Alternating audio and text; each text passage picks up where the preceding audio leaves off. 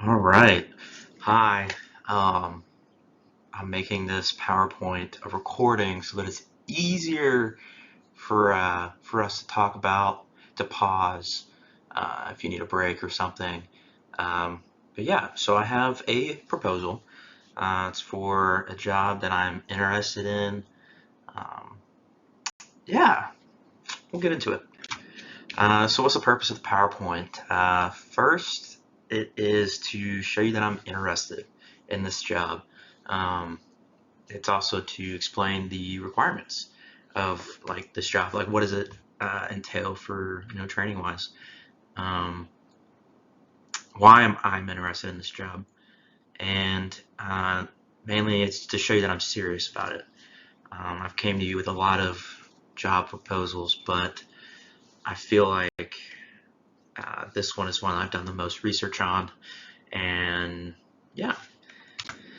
So what is this job? Well, I'm considering the possibility of, in a few years, joining the Army National Guard.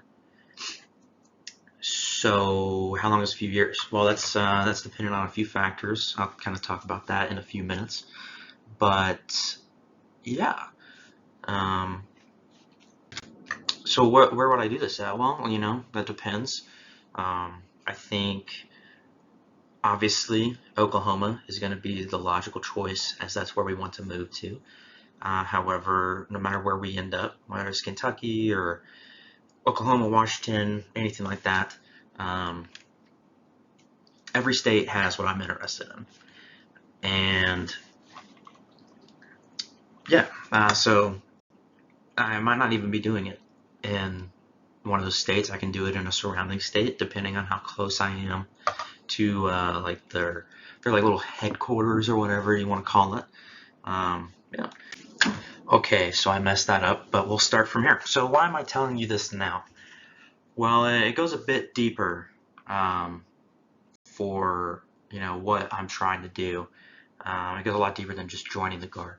Joining the guard is pretty easy, but yeah.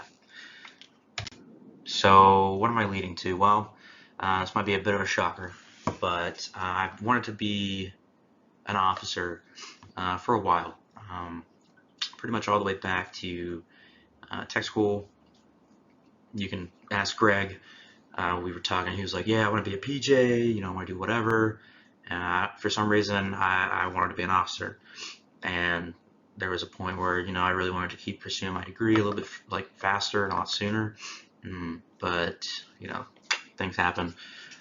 So to sum up, what's kind of going on in my head is two things: becoming a warrant officer in the Army National Guard, and becoming a commissioned officer in the Army National Guard.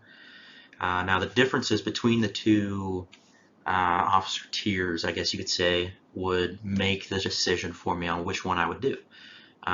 This means that, depending on where we are, career-wise, life-wise, whatever, I may do one or may do the other. So what is the difference between a commissioned officer and a warrant officer? And why does it matter?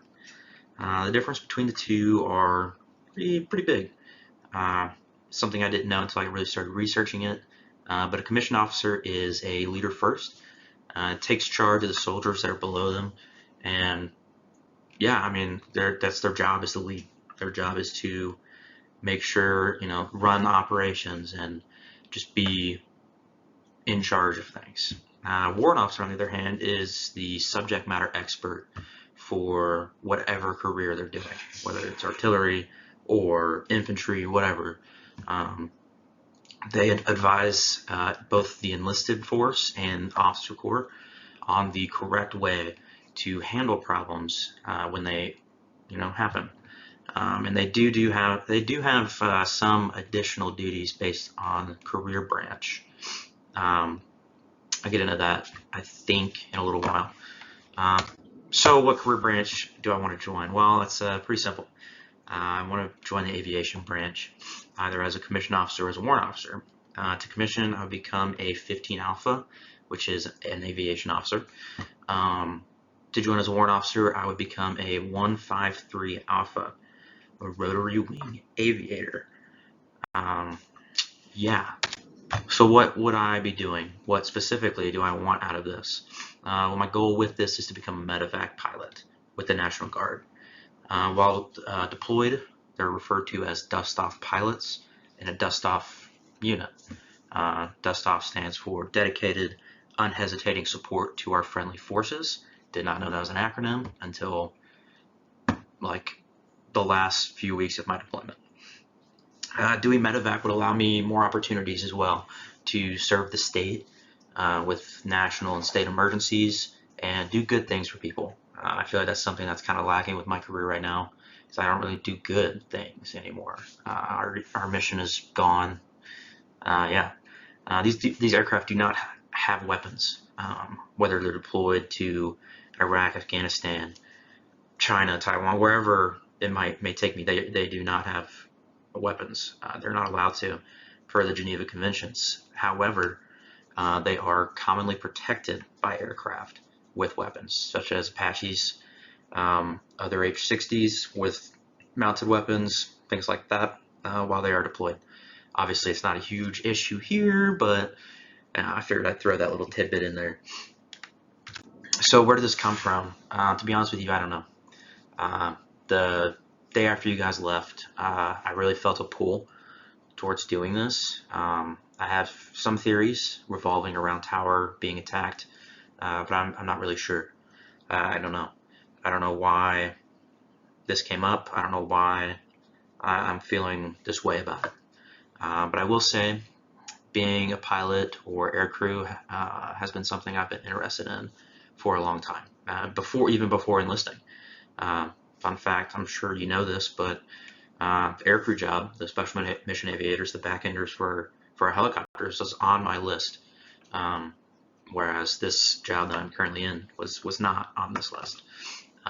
So it's been something I've been very interested in for a long time, but it's kind of hard to transition that into a normal field. So what's the process like?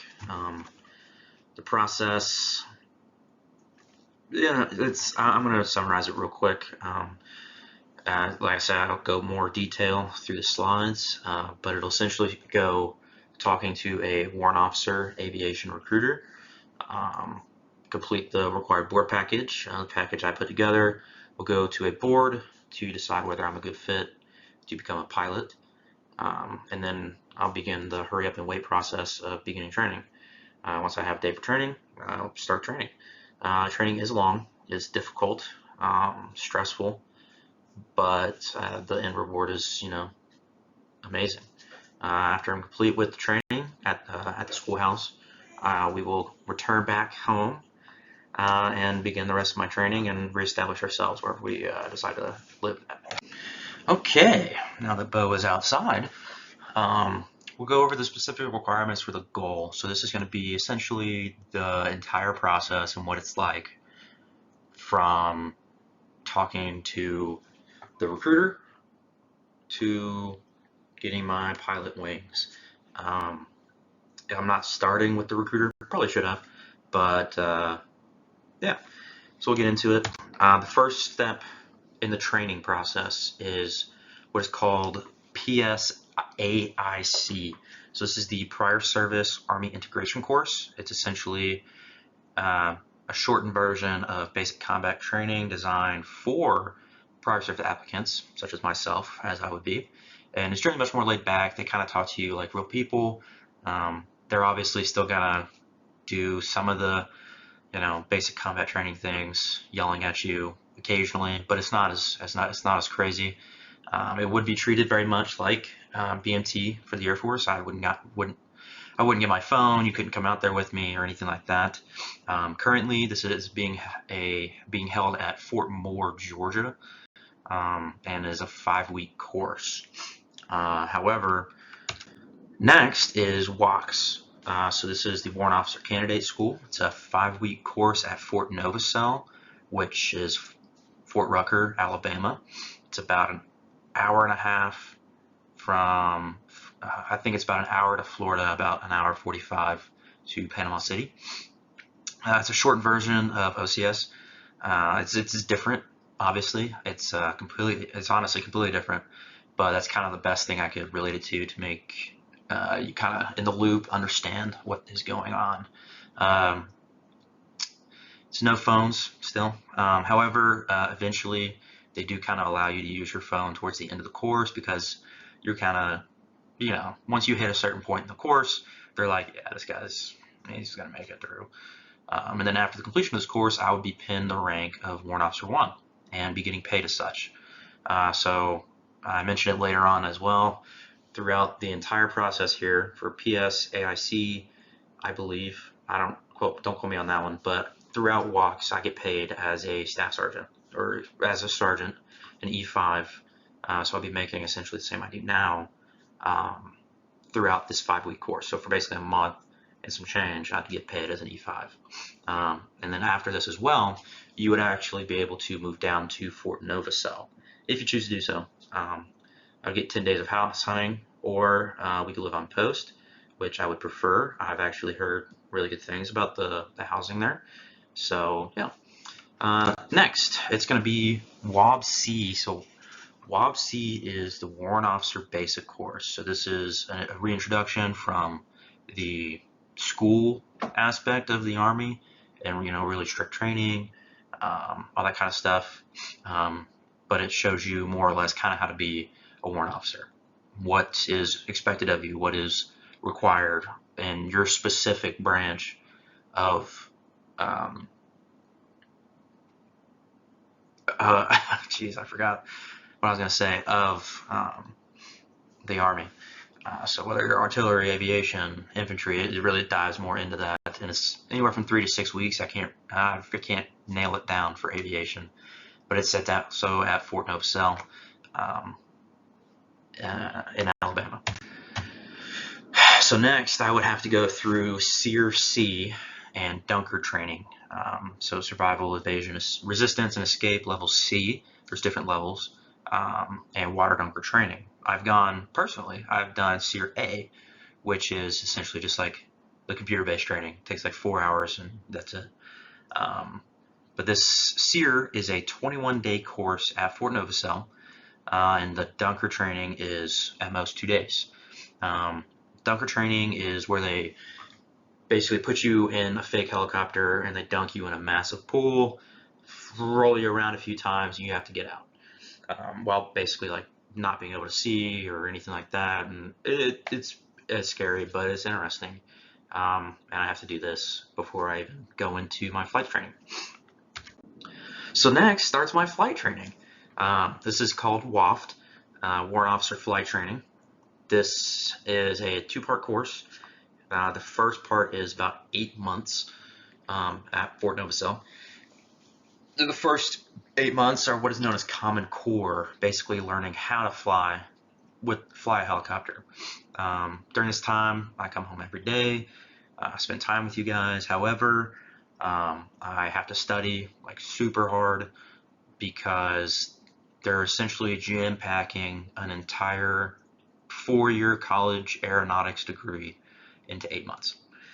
And it's crazy, because you spend half the day in a classroom learning, and then you spend the other half of the day flying. So you have to be on your game, you have to be good to go. And so according to some of the people I've heard about who've been in a similar situation, going through this training with a family, wife, son, daughter, whatever, they recommend that from Sunday to Thursday, like Sunday, Thursday night, study. But Friday and Saturday night, you drop it. Doesn't come home. It doesn't get brought up, anything. It's all about you guys. And if we were to do that, I think that would be a really good thing to deal with, or a way to deal with it. I obviously would try and do my best to be around and be active in your guys' life. Obviously, it sounds awful. It sounds like I'm leaving. I'm not. But yeah, that's kind of where that's at. So the next part is also WAFT. This is a final 6 to 10 month course at Fort Novosel. This is where I get to begin flying Blackhawks. It's more laid back. Schedule may still apply during certain periods of time, but pretty much once you get to this point, they're like, yeah, you're going to make it through as long as academically you're solid, you're still doing your PT and everything like that. Yeah. Actually, fun fact about this picture, it's actually really cool. So this guy right here is this guy's father, and they flew together. And I thought that was pretty cool. I didn't know that until I looked at it later after I chose this picture. But yeah, so up next is the final step, the last thing we have to do, and that's return back home. Whichever state, Oklahoma, Kentucky, whatever, and I would begin on-the-job training. Some states do basically the first 2 months you get back, you're active duty, and you have to show up every day, and you get hours in your training. That way, after 2 months, you're good to go, and that's that. However, some states don't do that, and I would essentially have to find other ways to be trained. That's something that I would talk with a recruiter about. I don't know much about it, but yeah. So quick recap. To start out, 5 weeks at Fort Moore for PSAIC, and then we go to Fort Novosel, and we stay at Fort Novosel for the rest of the time. WOX is 5 weeks. WOB-C, anywhere from 3 to 6 weeks. SEER-C and Water Dunker, 21 and 2 days, so 23, 24 days. WAFT is the long one, 12 to 18 months. And that's really going to depend on how long I'm sitting and waiting, because there have been times where you go through SEER and Water Dunker, and then you sit for like a month, and then they start another class. Recently, apparently, they've been doing really good with it, and they haven't had that happen, but there have been times where people have sat and waited for 4 months before they start WAFT. So, yeah.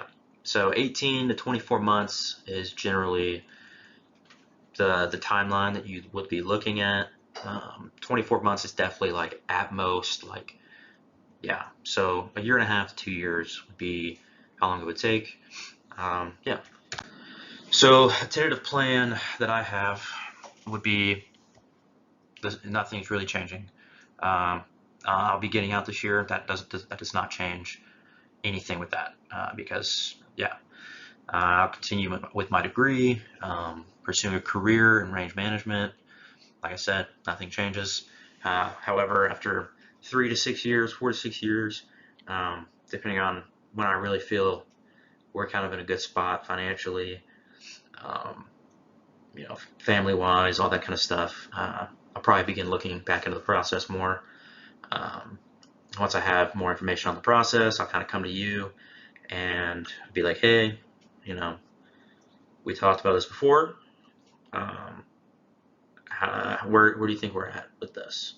And then I would, we'd go from there. But as of right now, the plan would be to become a warrant officer with an MOS of 153 Alpha, and eventually becoming a 153 Delta, which is essentially it's the same thing. It's just a 153 Alpha is just the training one, and they shred you to a specific airframe where the D would come in. There's a bunch of other aircraft, and they have different ones too. So, yeah. So why wait? For starters, look at me. This is not an Army pilot's body. I need time to get into shape and be able to pass the ACFT. So yeah. Second, over the past few years, as you know, I've really struggled with my mental health, and I want enough time to kind of figure out if being out of the military fixes that, or if I'm able to or if it doesn't, this is something I have to deal with forever. If I'm able to go back into the military and kind of stay away from having those problems. I don't want to be there again. I don't want to be that low again. Third, I really want to continue building a family. I want to start a life, and I want to do it away from the structure of the military. And that's kind of contradictory, because I want to join the military again, but it's a little different. National Guard, and yeah. Fourth, I really want to finish my degree. I want to get an established career This also will help with applications, with the application into the program, and maybe if we're lucky, have you be in your career. I'm kidding. But piggybacking off the second point, I want to also ensure that this is what I want to do. This is a serious commitment, and if I don't think I'll be able to do it, then I won't. If for some reason 5 years from now things have happened and we don't think financially or whatever reason we wouldn't be able to do it, we won't. It's pretty simple. That might be something that we table and bring back up, or it might be something that's permanently dropped, and that's something that we would have to decide later on. So the application process, I kind of did a little weird, don't really know why, but yeah. So the first step, obviously, in the application process is to talk to a warrant officer aviation recruiter. I would then have to retake the ASVAB, and then I would have to pass the selection instrument for flight training, or SIFT, assessment. It's similar to the ASVAB. There's a few things that's like you have like shapes, you got to put them together. It's like it tests like your critical thinking and impulse, decision making skills, things like that. It makes sense whenever you really look into it, but it's a little different than the ASVAB. I would also have to pass a Class 1A flight physical. From what I've heard about that, it's the most in-depth medical assessment that you will ever have. Yeah, I obviously didn't have to pass the ACFT. Fun fact, I actually have to do this before I even start. They've made that a requirement for everybody, whether it's your first time enlisting, going into the Army as like an E1, you have to pass the ACFT before you go through basic combat training. I'd also have to figure out a way to get a secret or top secret security clearance again.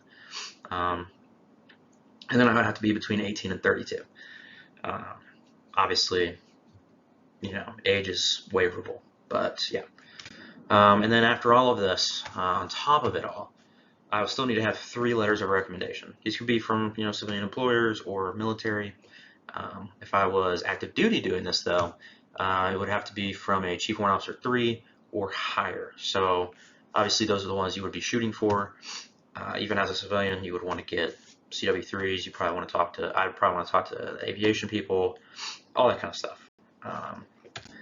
So what are some of the problems with the application process? So the biggest problem that I foresee within the process is the medical side of it.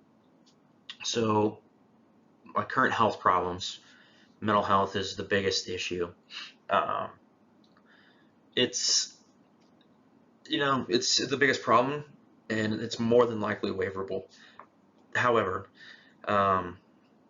it's one of those gray areas. They may waiver it, they may not waiver it, and if they don't waiver it, then you kind of have to restart from scratch. You have to go through the whole process again. CPAP is waiverable. I've read the Army regulations for it. I've actually spent a lot of time doing that to just kind of make sure that I am qualified to do it, because they're going to have my VA records and all of that stuff. So I've basically been comparing like, I have this thing. Okay, let me cross-reference it, see if it's in this list. And the issues that I have are not really a problem, even for first-time enlistees. But there's always a chance that those regulations change. There's always a chance that I have more problems that persist over time. And yeah, so medically, I think it's going to be the biggest problem with the application process. Another issue is age. Obviously, 32 is a ways away. Right now, it's 8 years away. But like I said, it could be a problem coming up on it, because it's 32 when you enter training. It's not 32 when you apply. It's 32 when you enter training. The application process could take upwards of 6 months to a year. So yeah, but it is waiverable. If they will waiver it for exceptional candidates. I feel like my history with aviation and things like that, I feel like I would be considered an exceptional candidate, but that's just me. I'm just trying to hype myself up. But yeah, I have no real concern with the testing aspect, though. The SIF, the ASVAB, obviously the first time I did the ASVAB, didn't really study that much. Almost did a perfect job. So yeah. So what are some potential problems for the family specifically? The biggest problem is the duration of the training. It's almost 2 years. So we would have to either PCS down to Fort Novosel for 2 years, or you would stay in Oklahoma, and I would not be able to see you for 2 years unless you come and see me. There's exceptions. During holiday season, they kind of do like block leave kind of things, long weekends, things like that. But overall, it would disrupt our lives. We're in Oklahoma specifically, or really wherever we end up at. Obviously, Parker, other babies, schooling, friends, family, all that stuff. It would be a serious disruption. And there's obviously a possibility of pay cut. Like I kind of said earlier, WOX is E5. I don't even know what PSAIC is. It could be E1. It's kind of crappy pay, and it could be for 2.5 months. So if we don't have enough saved up to pay for that, we might not be able to do it. But my Warrant Officer 1 pay, which is pretty good, it's about, if I was active duty, a Warrant Officer 1 with my time in service, so about 6 years, I'd be getting paid about $1,000 more per month base pay than what I get paid now. And that's current rates, so it may be more later. So active duty wise, we'll be pretty set as long as we don't go too crazy, more in depth. So some other problems, not necessarily like family related. Your job, your schooling, it's probably going to be impacted too. I don't know really what the plans are for that right now, but it could be affected during this training period. It's obviously was going to affect my job. For 2 years, most normal employers would have to basically terminate you or something along those lines. But if I work for the federal government, they have to hold my job for 3 years. It may not be the same place or anything like that, but they have to hold my job. They have to hold me into doing that. And this is a big one, is there's currently a 10-year reserve duty service obligation. And this does not kick in until after flight training. So after I complete my almost 2 years of flight training, I will still owe the Army 10 years. I'll still owe the Army a decade before I can do anything else. So 4 years in, I decided, flying this helicopter is not great. I really wish I was doing whatever. I have to suck it up. I have to do it for 10 years. Swear your son. Anyways, so what are some of the advantages though? I'd be part of the National Guard as an aviator. So this allows me to respond to states of emergency, things like tornadoes, floods, hurricanes, any other natural disasters. I would be a part of that. Another thing, although it's not the best thing in the world, is I would still be able to deploy, and I would still be able to serve. My deployment with my unit right now is arguably one of the best things I've done in the past few years. Outside of Parker and this other baby, and obviously marrying you, it's by far the best thing I've done, but the best decision I've had. However, Army deployments for aviators are a minimum 9 months, with one exception, only one. And I'll kind of get into that a little bit later. Some additional things. Currently, right now, as I'm recording this, there's a $10,000 bonus for any officer, commissioned or warrant officer, for joining after completion of branch school. So after I would complete flight school, I would get the $10,000. And aviators also get flight pay. This ranges from $125 to $1,000 a month. Obviously, to my knowledge, it's active duty only. And you would obviously start with the least amount of experience, you get the lowest pay. However, the more experience you get, the more pay you get. So at the 10-year mark is where the $1,000 a month kicks in. So I would get $1,000 every month just for flying. I could be flying 3 hours a month. I get it. Yep. So what are just some general Guard benefits? So if I decide to just join the Guard and be a warrant officer and not be a pilot, as a warrant officer 1, I'll be receiving $9,500 extra per year. Serving 1 week in a month, 2 weeks a year, which is equivalent to about $600 a month for drill pay, so the 2 days, and the 2 weeks out of the year equaling about $2,300. This is a minimum. I was kind of mentioning it a little bit earlier. I would probably have to come in more to meet flight requirements. So this is only going to go up. And during deployments especially, I would receive active duty pay and benefits. So we would get TRICARE, Prime, Select, whatever. We would get BAH, BAS, and active duty pay. For Warrant Officer 1, that's equivalent to about $82,000 per year after adding the BAH and BAS, BAH being for Oklahoma City specifically, and as I be deployed, it would be tax-free. New truck, just saying. In the reserves, we would get TRICARE Reserve Select. It's $256 a month for family and $377 per year. It's pretty good. That's pretty good. And if I serve out the rest of my 14 years, so after I get out this year, I'll have 6 years of service. If I do another 14 in the Guard, I will get a retirement check. I won't get that retirement check till I hit 60. That can go down with deployments and things like that, but that's a pretty detailed process. I'm not going to really get into it right now. Obviously, that would essentially just be an extra 4 years. Actually, that would just be an extra 2 years, because the 2 years of active duty training count for flight school. I have a 10-year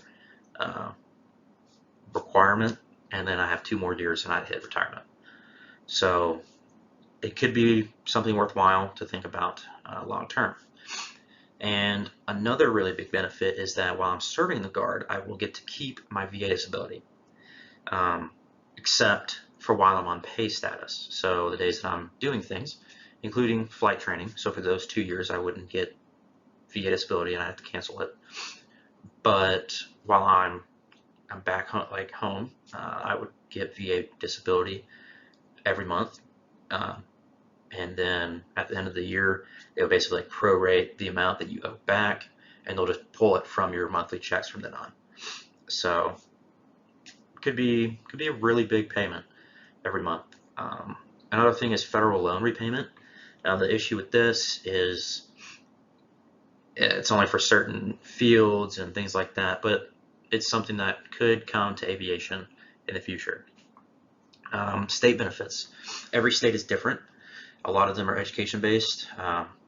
For Oklahoma specifically, they have family programs that are really good for spouses, children, things like that.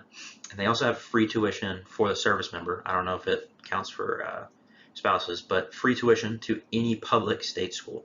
So University of Oklahoma, Oklahoma State, I think Cameron. Yeah. As of right now, I think it is just for the service member, but they could change that. So what are some potential pathways? So this is kind of where things get a little shaky.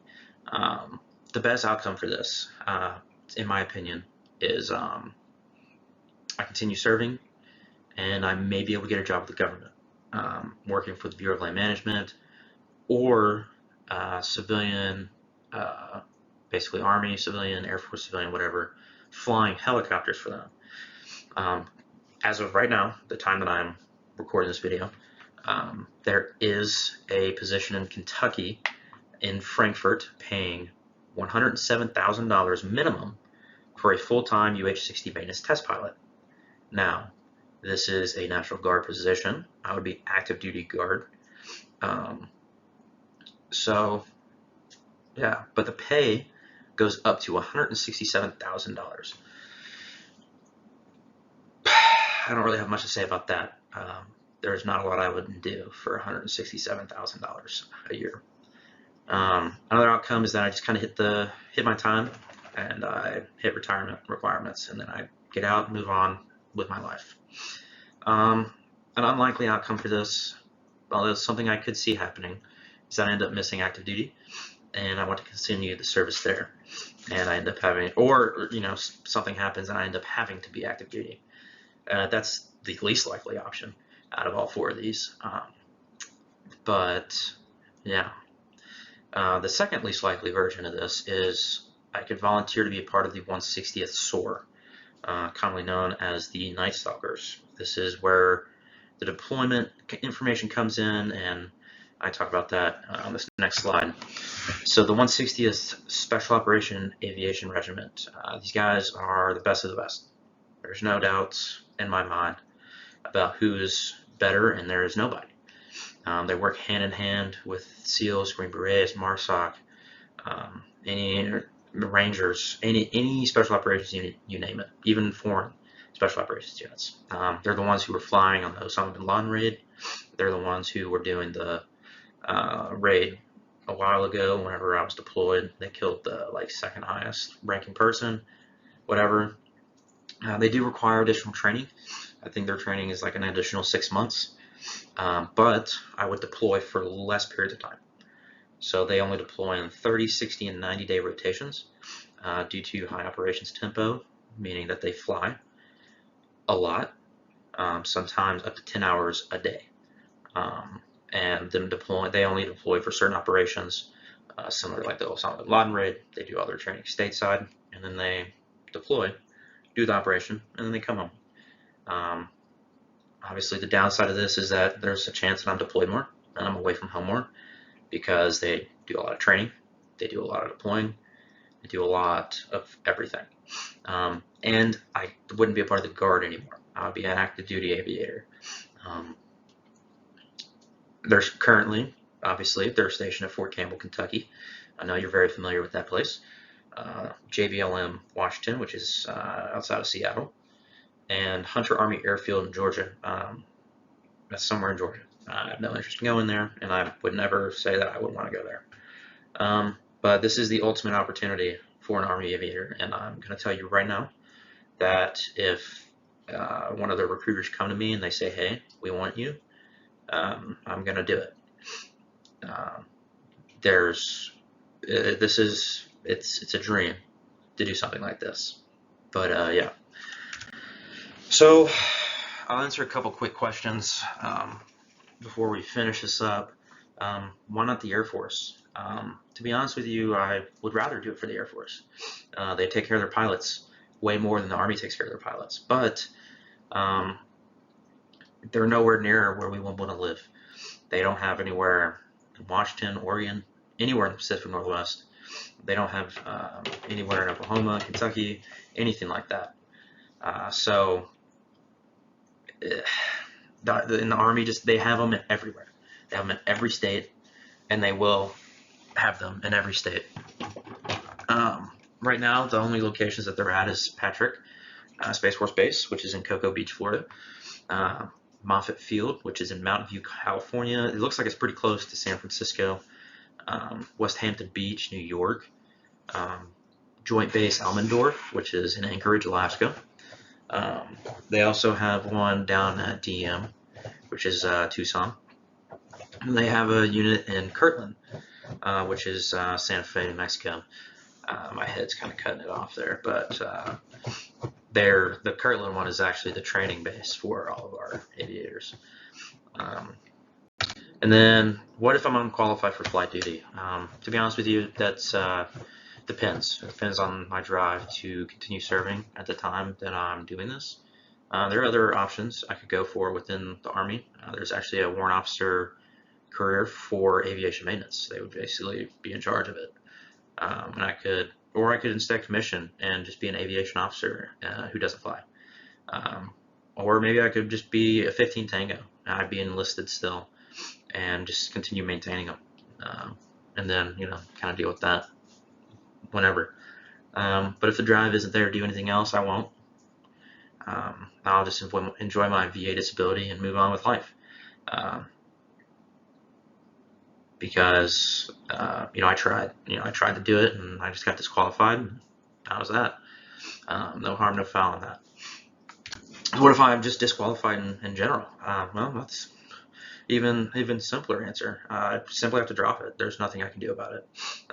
And I can try and find a different route. I know the Army does a lot of civilian things. Or similar to the last situation, I just take my disability and move on. But hopefully, none of those things happen. Well, we were close to being done, and he interrupted me again. But some final thoughts. I believe this could be an opportunity for me to serve again, um, while doing something that I really enjoy, and only doing it part-time.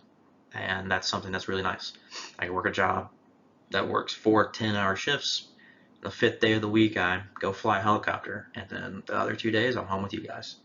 That would be amazing. That's the life for me. That sounds amazing. This is also an opportunity for me to be a cool dad. Um, there's nothing cooler than a dad who rescues people. There's nothing cooler than a dad who goes out and his job is to save lives. That would be amazing for anybody to be a part of. But I know there's gonna be struggles. This is it's gonna be hard for everybody, especially the 2 years of flight school. But that's temporary. I think that as long as with really good communication and that we were working on it together, um, and that we're on the same page with things whenever this process really starts, I think that things are going to be okay. I think that we'll be able to do it. Yeah. So before we finish up, I want to talk about the research time. It took me, I'd say, at a minimum 24 hours, like actual hours of doing this, to get as much information as I could. I still have a lot of information if you have questions. Most of this was spent watching videos, doing research, looking through the Army regulations, the AR 600-9, and there's like 3 other ones that I've looked, DoD instructions, and I'm just trying to gather as much as I can so that I know if I can do it or not. As of right now, I see no reason that I couldn't. And I know that this all seems like a lot, and I'm making you watch almost a 45-minute long video for this. And I get that. I get that it's a lot. But this is really to show you that I'm serious. And I want you to take me seriously on this. This is something I'm really interested in. And yeah. So, just quick information understanding. This information is subject to change and more than likely will. But this information is current and accurate as of today. Today's actually the 9th. Well, actually, it's 12:30, February 10th. Yeah. It's accurate as of February 10th at 12:36 p.m. a.m. Sorry. Yeah. Now, a disclosure agreement. As you've viewed these slides, you've accepted the agreement that you will not disclose this information to any relatives or individuals with significant military ties. This is to ensure that any decision you make around this is free of outside influence and is solely based on our decision as a family. When the time comes to do this, we will then reach out and see what they have to say about it and take their advice as needed. I don't want you going to your mom about it. I don't want you going to your dad about it. Because, one, I don't think any influence is going to help. I really don't. Because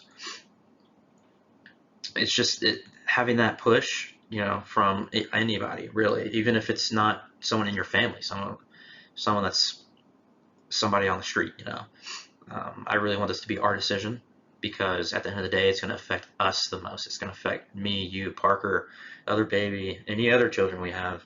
It's going to affect us the most over them.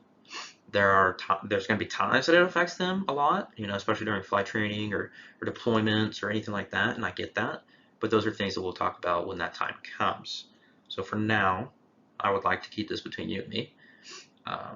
And as you view these slides, you've agreed to that. Probably should have put this at the beginning. I'm not recording this again. It's been way too long. 44 minutes right now. So, final slide, any questions? Like I said, I have a lot of answers if you have any questions. Yeah, I really appreciate you sitting here and watching this entire thing. I know this is probably extremely boring and awful, but like I said, it's something that I'm interested in, and I really want you to watch this all the way through. Hopefully you do that. Hopefully, halfway through you're not like, oh God, I hate this. I really hope that, you kind of enjoy seeing me excited about something. I really hope that you kind of enjoy learning something. But yeah, that's really all that I have. Thanks for Thanks for making it this far. It means a lot.